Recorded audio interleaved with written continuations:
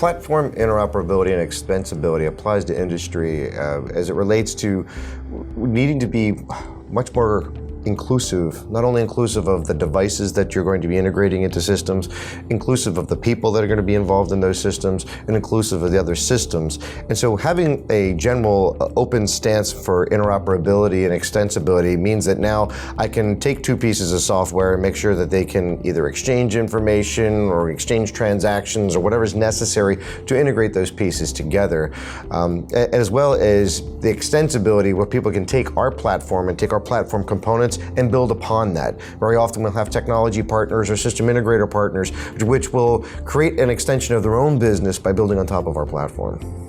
I think it's about having different tools, the right tools for different jobs, but still have a seamless way to integrate those tools and integrate the information across different levels of the automation system, from embedded systems, HMI, SCADA, all the way up to the enterprise.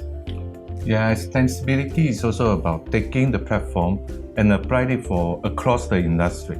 So this is exactly the industry solution is doing right now, taking the platform, applying it for infrastructures, water, wastewaters, and so on and so forth. So extensibility is a design principle of our platform.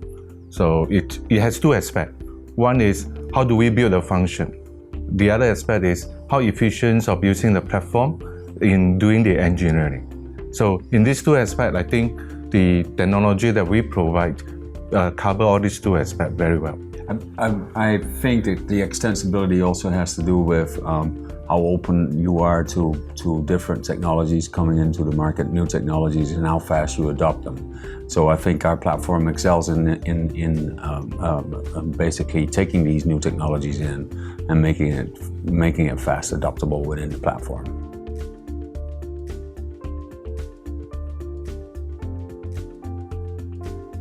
Platform interoperability and extensibility I expect to change greatly in the next 10 years. I often try to relate us back to, I say that the current state of industrial software is kind of what I would call the BlackBerry phase. BlackBerry it was kind of a middle phase after phones began to start to do more things. It wasn't very comfortable. You know, I could open a PowerPoint diagram inside or a PowerPoint presentation in a BlackBerry, but it's not something I wanted to do. Now in the current era of smartphones, that now you add and you have access to so many things, and it's very natural.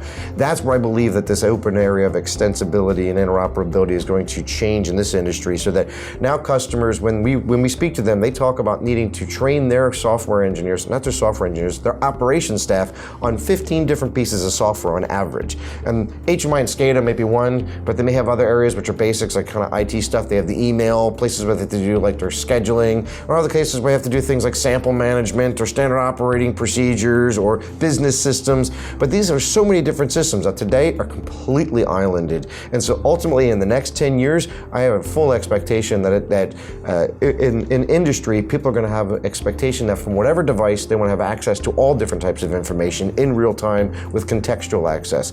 Contextual access meaning I want to have a jumping off point. If I'm trying to accomplish a task right now, bring me the other information that's associated with that and don't make me search for it.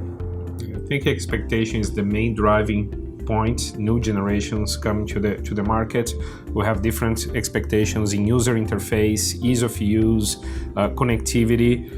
One example I use a lot is if you go to the consumer market, for many years you expect that if you buy a TV from vendor A and a DVD player, Blu-ray player from vendor B, they connect, right, in a seamless manner. Industrial automation, for many years, the expectation was most likely they will not connect, or if they connect, you have to do a lot of jobs, use gateways, hardware, software, and so on.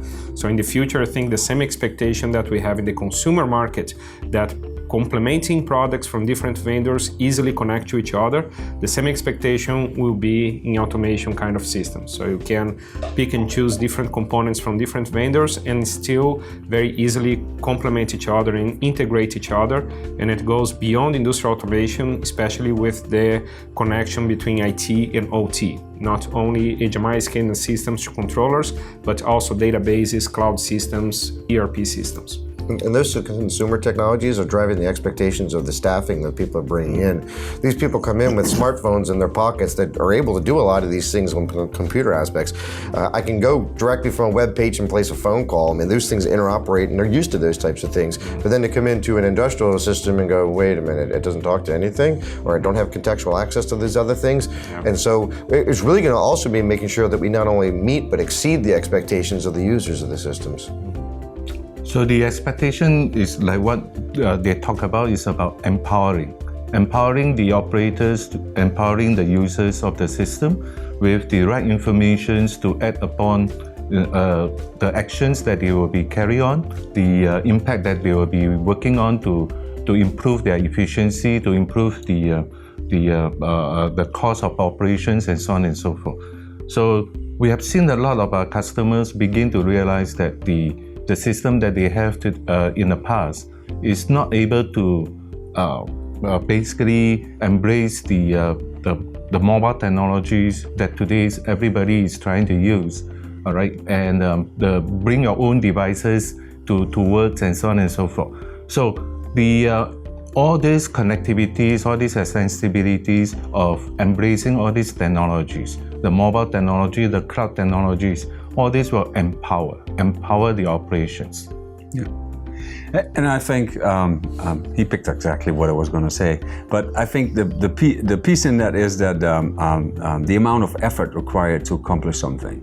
If you look at technology, early technologies that come out, for example, the Windows CE phones, they had all the technology that Apple had, but they were not adopted in the way that Apple had because it required a lot of effort to use them and a lot of complexity. So adoption of technology is good, but without making it easy and simple to use and effortless for a user, at that point you gain the adoption. So for us, it's really key towards the future, to whatever technology comes at us, to turn it around and make it effortless to implement in our system. And that way we can empower our users at any level, if that's an SI or an end user, as long as we make it easy to use these new features, they will be adopted on a larger scale.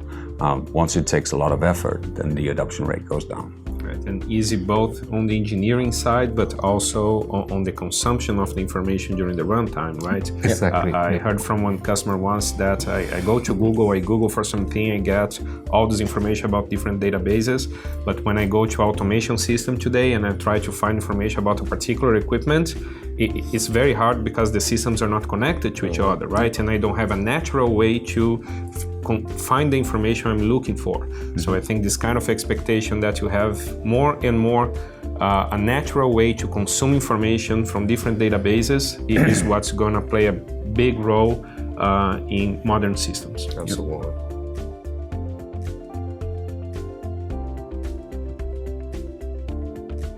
Some of the reasons why our customers require extensibility of the platform and interoperability is often as they try to address things that are either very specific to their business or in a wider range of scope.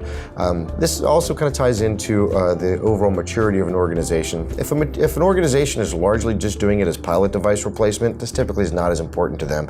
But the more and more they're trying to integrate their real-time systems into their business and their overall business operations, they need that extensibility. So if they have to integrate into business systems, or if they want to do other things, they want to notify people that are off-site, or they want to be able to bring in access to these components, or they want to be able to do things that are very specific. I'm going to bring a chart that does something very specific to how I analyze data.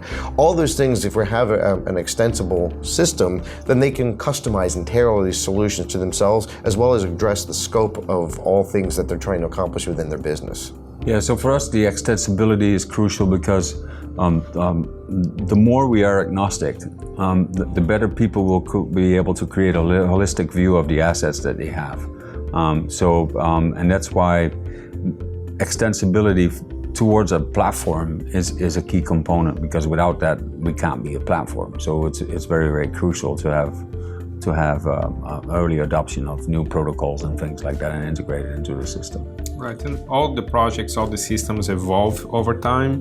So without extensibility, many times the customer is in a position where they are stuck with an outdated system, or they have to make a huge investment to redo a new system for the new requirements. With extensibility, they can leverage on the original investment in the system and build on top of that as requirements and technologies evolve. Yeah, exactly. This is to prevent the one bang approach for implementing the whole system. We can have a modular functionality, extend the system in a modular way.